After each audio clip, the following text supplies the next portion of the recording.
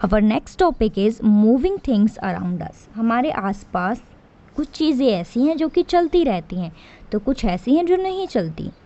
अपने आसपास की उन ऑब्जेक्ट्स को देखो जो आपने अभी फ़िलहाल देखे हैं, उनको लिस्ट में नोट डाउन करो।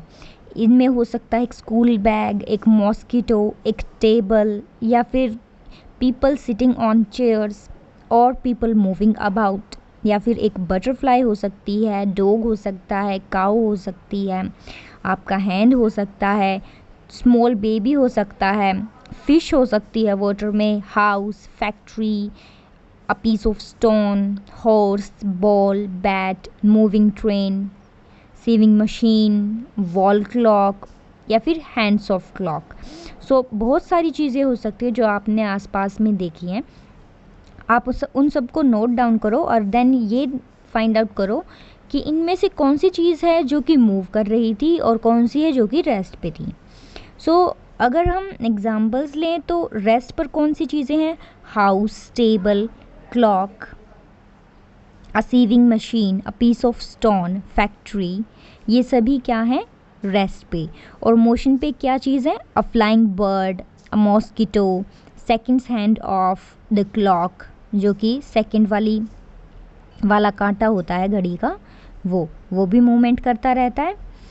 डॉग भी शायद मूव कर रहा हो उस टाइम पे, काऊ, बटरफ्लाई मूव कर रहे हो।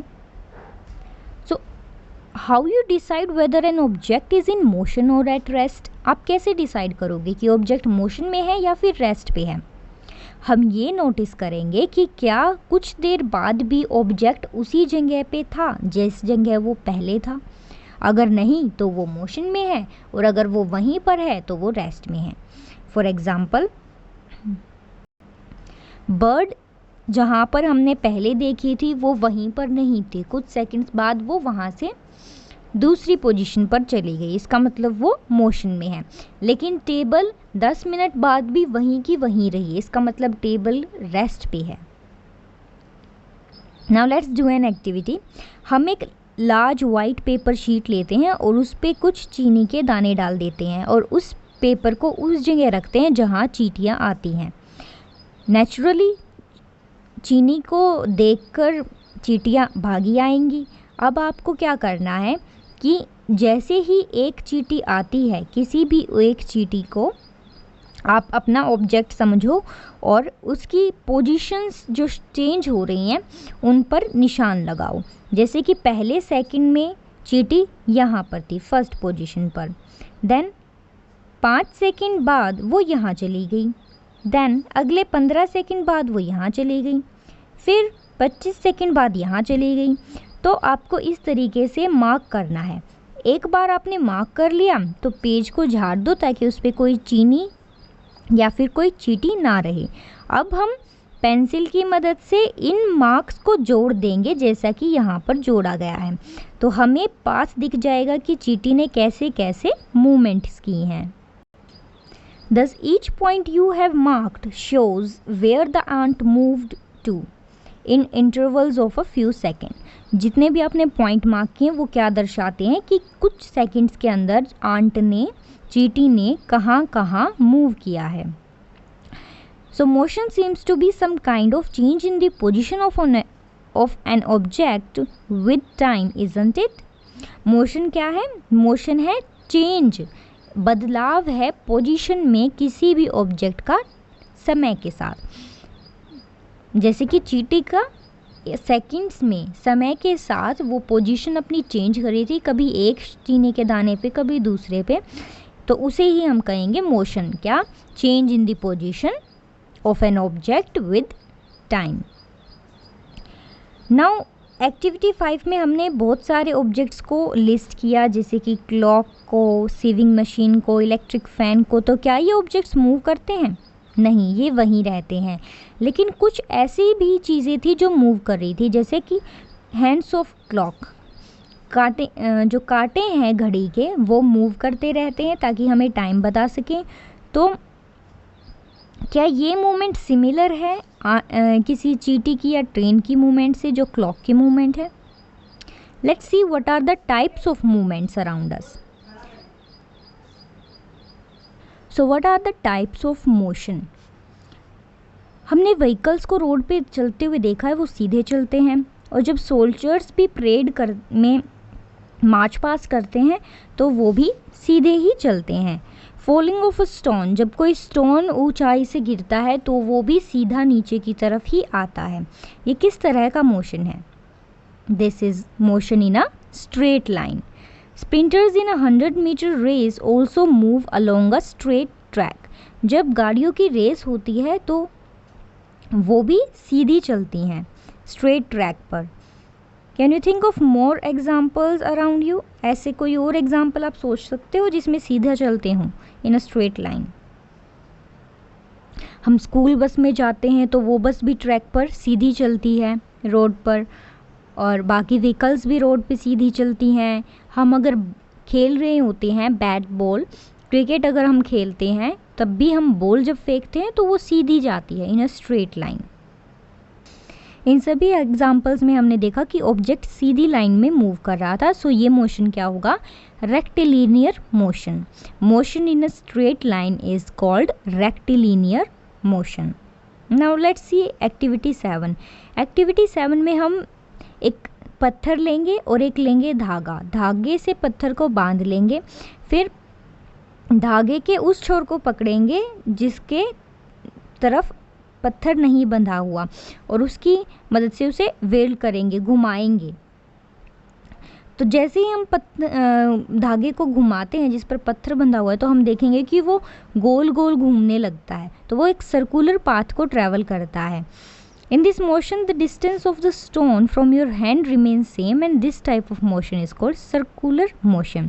अब इसमें आप देखोगे कि धागा तो उतना ही रहता है, तो जो लेंथ होगी पत्थर की और आपके हाथ के बीच की वो सेम ही रहेगी। सो ये जो मोशन है जिसमें ऑब्जेक्ट के जो दो एंड हैं उनका डिस्टेंस जो है सेम रहता है, वो मोशन और सर्कुलर मोशन वो शो करते हैं, सर्कुलर पाथ पर ट्रैवल करते हैं, वो मोशन क्या होगा? Circular motion. जैसे कि ये बैलगाड़ी जो पानी निकाल रही है, तो ये जो चक्कर है ये कैसी मूवमेंट कर रहा है? Circular motion. विंड क्लॉक जो है वो भी सर्कुलर मोशन में ही घूमती है, फैन भी सर्कुलर मोशन में घूमता है। इलेक्ट्रिक फैन या फिर क्लॉक अपने आप नहीं घूमते, वो खुद मोशन में नहीं रहते, पर जो उनकी कांटे होते हैं, जो उनके हैंड्स होते हैं, वो मूवमेंट पे रहते हैं।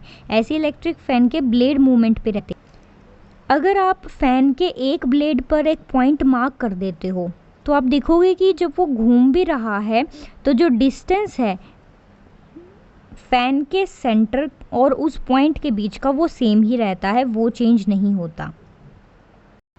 सो ये कैसा मोशन है? Circular motion.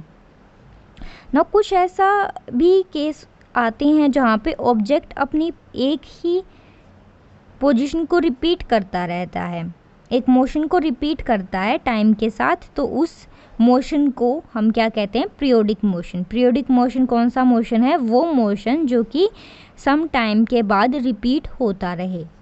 फॉर एग्जाम्पल, हम एक पत्थर को एक धागे से बांधते हैं और उसको थोड़ा सा हिलाते हैं, तो हम देखेंगे कि वो वापस अपने आप ही हिलता रहता है, एक बार आगे जाता है, एक बार पीछे जाता है। तो ये कैसा मोशन है?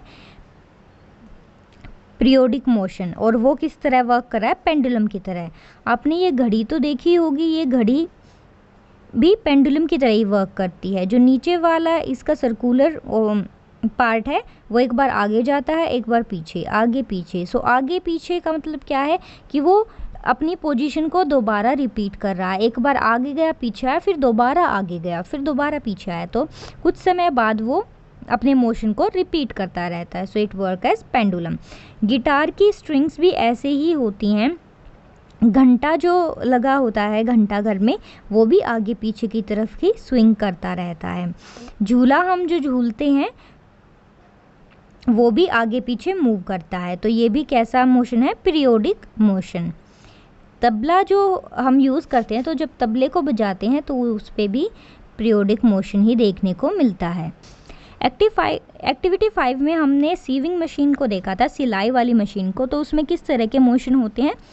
एक तो जो उसका व्हील होता है वो घूमता रहता है गोल गोल, वो दिखाता है सर्कुलर मोशन। दूसरी होती है नीडल, नीडल भी ऊपर नीचे होती रहती है, तो वो कैसा मोशन है जो कि कुछ टाइम बाद रिपीट हो रहा है, to and fro, up and down.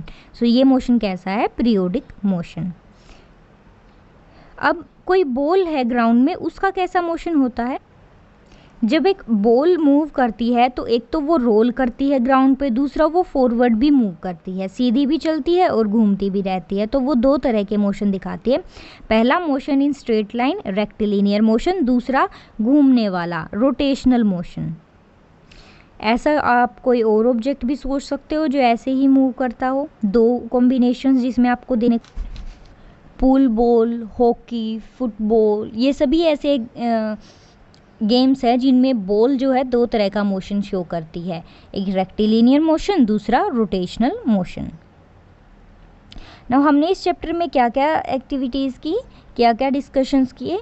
पहला, मेजरमेंट कैसे करेंगे हम ऑब्जेक्ट्स का और किस तरह के मोशंस एग्जिस्ट करते हैं। फिर हमने ये भी सीखा कि मोशन क्या है।